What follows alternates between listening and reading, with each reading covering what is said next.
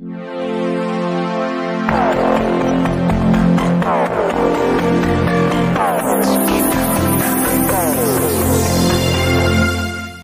आंबेडकरांच्या अस्थि कलशास तहसीलदार प्रशांत थोरात यांच्याकडून अभिवादन।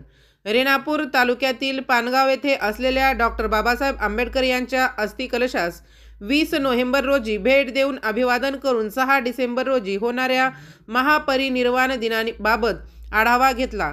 पानगाव येथे डॉक्टर बाबासाहेब आंबेडकर नगरात असलेल्या परमपूज्य डॉक्टर बाबासाहेब आंबेडकर यांच्या पवित्र अस्थि कलशास गुरुवार 20 नोव्हेंबर रोजी सकाळी 12 वाजता रेणापूर तालुका दंडाधिकारी तथा तहसीलदार प्रशांत थोरात, पानगाव महसूल मंडळ अधिकारी कमलाकर तिडके, ग्राम महसूल अधिकारी विकास बुबने, ग्राम महसूल अधिकारी सत्यपाल कांबळे, ग्राम महसूल सेवक भीमा मामडगे यांनी भेट देऊन अस्थि कलशास पुष्पहार अर्पण करून अभिवादन केले।